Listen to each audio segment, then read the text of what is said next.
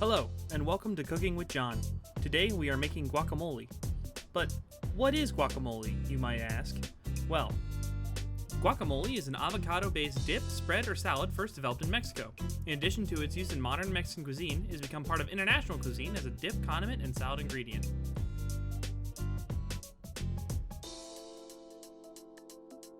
Alright, now that we're on the same page, what ingredients do you use in guacamole?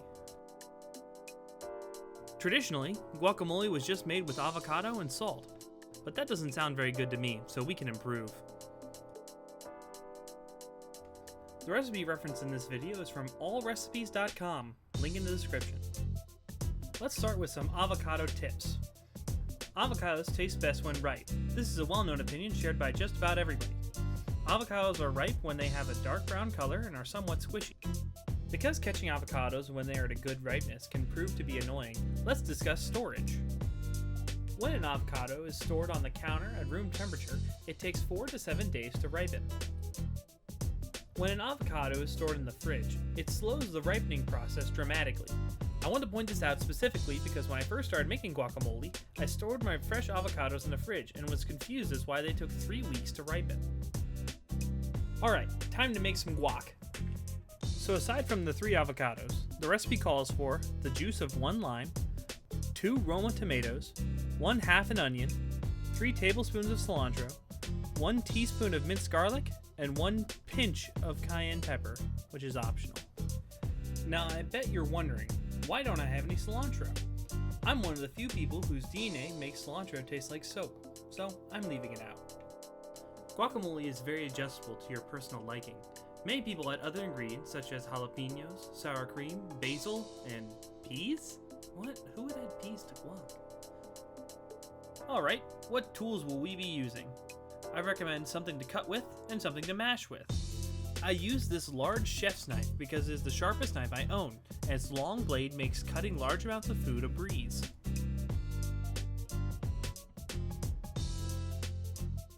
You could use a fork, but I found that a potato masher is more effective, and I highly recommend using one.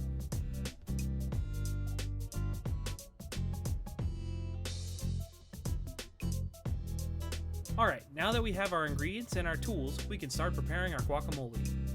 Let's start with the avocados. Take the knife and carve long ways around the center of the fruit. If you keep the cut straight and even, you should cut it in half. To remove the pit, hold that half of the avocado and strike the pit with the blade of the knife. To remove the fruit from the peel, make vertical and horizontal cuts into the fruit with a dull knife, without cutting into the skin.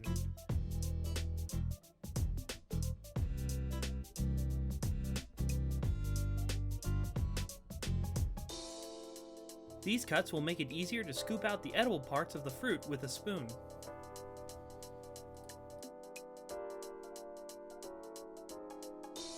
Once you've carved, de-pitted, scored, and scooped all 3 of the avocados, the next step is the lime. Some people suggest rolling and pressing the lime on a hard surface before slicing will make it release more juice. Next, cut the lime in half widthwise and squeeze both halves onto the cut avocado.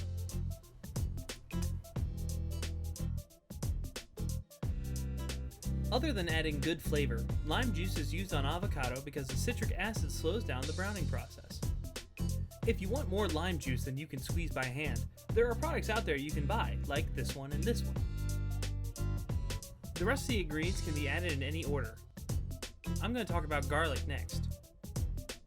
A clove of garlic is approximately 1 teaspoon when minced. This bigger clove is probably more, but that's okay because it's difficult to have too much garlic. There are many ways to peel garlic. Here, I'm crushing the garlic with the flat of the knife.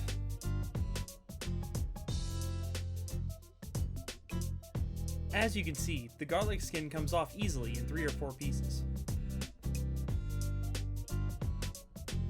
It is recommended that you mince garlic very small, as the flavor melds into the food better the smaller it is cut. Next is the onion.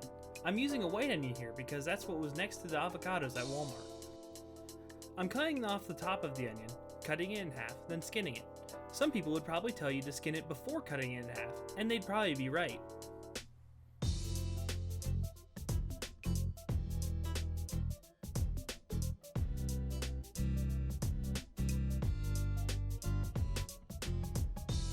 As you can see, Past John is making a small cut to remove the inner skin layer.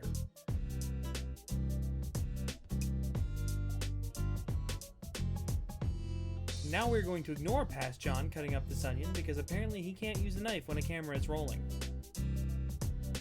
The size of your onion chunks is completely up to you. If you like big onion pieces, you might want to leave some out before you mash.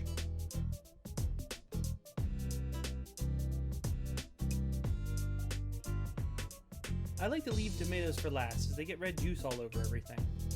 First, I'm removing the core by carving a circle around the stem end, as someone on Google called it. Then, I'm de-seeding the tomato because the seeds have a large amount of juice that I don't want in my guacamole.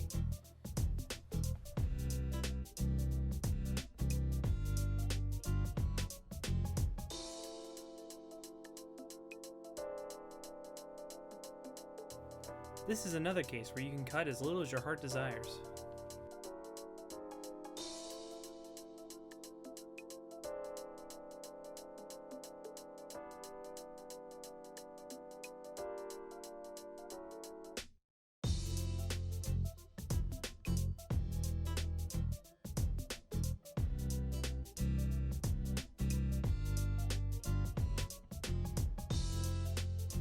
To illustrate the juiciness of tomato seeds, I left them in for the second tomato.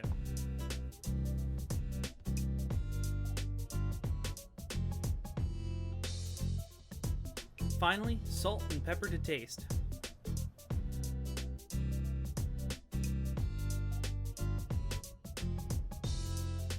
This is also a good time to add the cayenne pepper and any other seasonings you wish. Technically, at this point, this is guacamole, if you like it very thick. Now it's time for the potato masher. I like my guac well processed, so this will take a minute.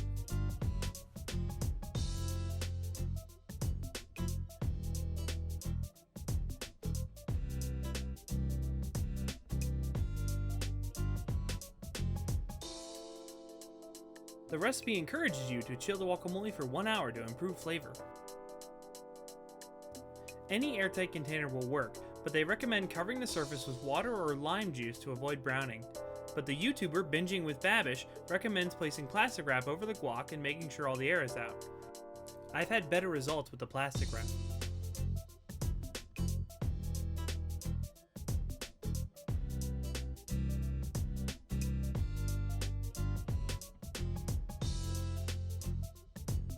Now that is some mighty fine guacamole.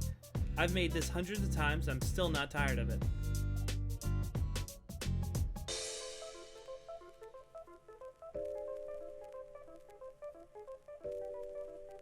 This has been Cooking with John. Thanks for watching.